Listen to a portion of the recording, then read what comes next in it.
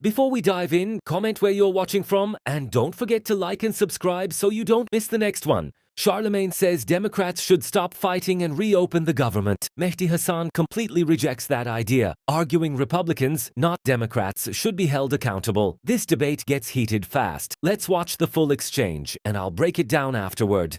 I got another question about the government shutdown. The ACA premiums have already gone up. They're set for the year. Democrats, we appreciate the effort, but isn't it time to reopen the government? I mean, who's in charge of the government? Republicans, but you still need those 8 Democrat votes to vote. Yeah, because of the filibuster they now want to get rid of, by the way. Yeah. Having spent years saying... And by the way, I don't care who's responsible for it. It's going to take a bipartisan effort. But isn't it time to reopen the government? Yeah, of course it's time to reopen the government. But the Republicans are in charge of the government.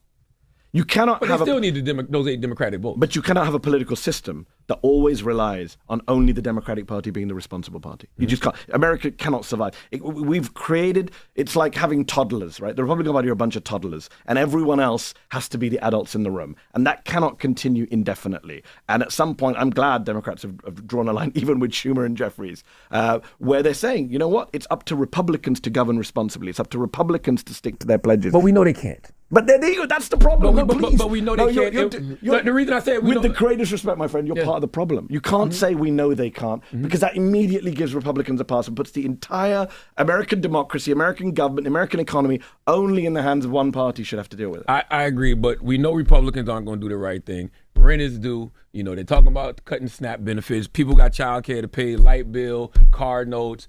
We need groceries. We need the Democrats to say, okay, we know y'all not going to give us no concessions. We fought the good fight.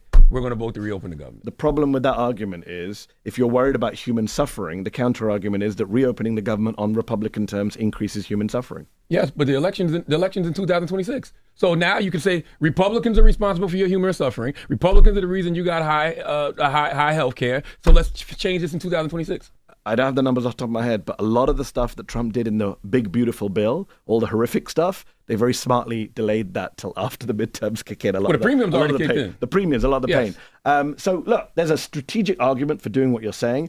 I don't believe, I've been around long enough to know that this always ends with the Republicans benefiting from Democrats rolling over, and I'm glad to see Democrats not rolling over. Now, I'm with you, but it's hard to see all this human suffering. I agree, but human suffering cuts both ways. These food banks are so, the lines of the food banks are so long. 100%. You know, we got government workers calling up here every day. But the fact but the fact that you and I are talking about Democrats and not Donald Trump starving Americans and saying, he said at the weekend, he goes, I will not, a court, let's just be very clear, a court has said he must release the funds to pay for SNAP. And he said, I'm not going to do it. That's crazy. That should be the conversation. It's not should Democrats open the government, it's should Donald Trump follow the law. No, I'm just saying the government should be reopened. We just know it takes a bipartisan effort to do it. Yes, Republicans are the main issue here, but we can't act like 8 Democrats need to vote. It'll be interesting to see if they get rid. He's now pushing for the filibuster nuking. It'll be interesting to see if they get rid of that filibuster, because, of course, in the long run, that will help Democrats. They had a good night last night. Reopen the government. Let's reopen the government. That's all I'm saying. I agree with you, but I'm saying it's Republicans who have to reopen the government. It's a bipartisan effort.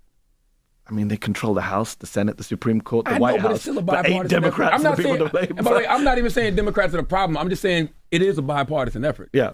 I'm saying give people their money. And I'm saying there's a cost to doing it. I'm saying there's a cost to doing that. And where it's kind of disingenuous is if by some chance Republicans do make concessions, aren't you going to give the Democrats credit? In what? If the Democrats make concessions on health care. If the Democrats or Republicans. If Republicans make concessions on health care, aren't you going to give the Democrats credit? I mean, yes. So you got to give them the same credit now with the government being shut down. Yes, that they have a role to play, yes.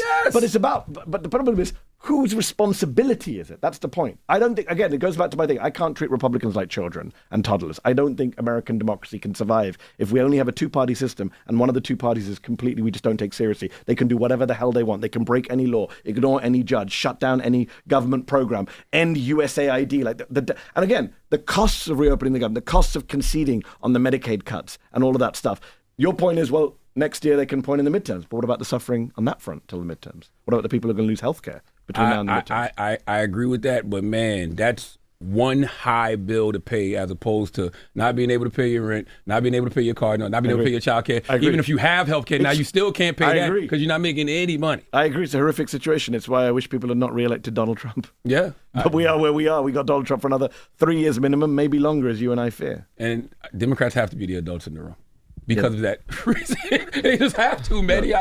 I know we don't want him to be. It shouldn't be like that, but it is. No, but it isn't. Because I think you can. We have to change the way we talk about politics, the way we organize, the way the media covers this stuff. Because the minute you do this, okay, let me just give you, let's say they open the government tomorrow. Let's say there's 8 Democrats that fill up, whatever. They come in, government open up. What precedent does that set? It just means that Republicans will keep doing this again and again, knowing you've got 3 more years of pain and suffering. Yes, but hopefully with the next, year, you can say, look at your health care benefits. Your health care benefits are high as hell. It's because of Republicans. 2026, y'all need to change this. So the Republican Party runs a completely opposite manual when they're in opposition. They do everything they can, obviously, to not make government work. They don't care if people are starving and can't pay their rent. But then they electorally benefit from that, right? They benefit from saying, the government didn't work.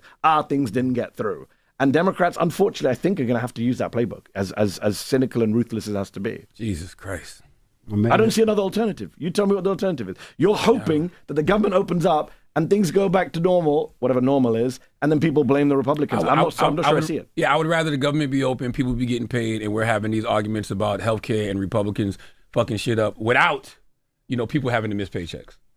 But if the government's opened up, this is a Democratic argument. I'm not a Democrat, but the Democratic Party argument is if the government's opened up, you're going to have huge costs in the healthcare world. Once again, that's one bill, as opposed to people not getting no checks to pay lights, rent, daycare, like no money coming in. Yeah, is horrible. It's an effed up situation in this country. Yeah. We shouldn't. By the way, can I just point this out to people who are listening and watching? I'm from the UK. I'm an immigrant to the US. No other country functions like this.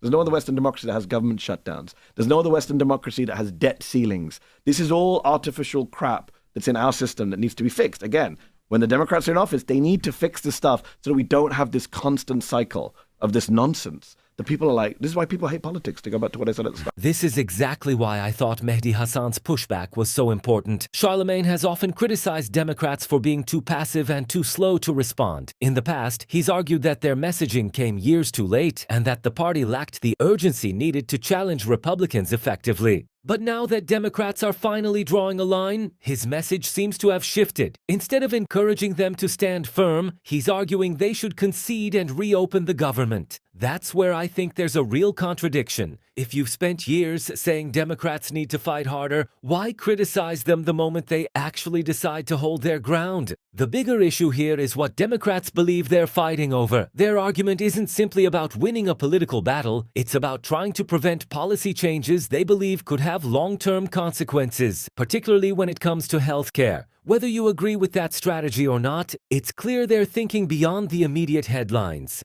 Charlamagne is right to point out the real pain caused by a government shutdown. Missed paychecks, unpaid bills, and financial uncertainty affect real families. But the counter-argument Mehdi raises is that giving in every time could encourage the same standoff to happen again, leaving Democrats with little leverage in future negotiations. From my perspective, this is one of the first times in a while that Democrats appear willing to push back instead of immediately compromising. Whether that strategy succeeds remains to be seen, but it's certainly a different approach from what many critics have complained about for years. One thing is clear, this debate isn't just about reopening the government. It's about accountability, political strategy, and who should ultimately bear responsibility when Washington reaches another impasse. Let me know where you stand. Do you think Democrats should have compromised to end the shutdown immediately, or do you think standing firm was the right move? Share your thoughts in the comments, and if you enjoyed this breakdown, don't forget to like the video and subscribe for more political commentary.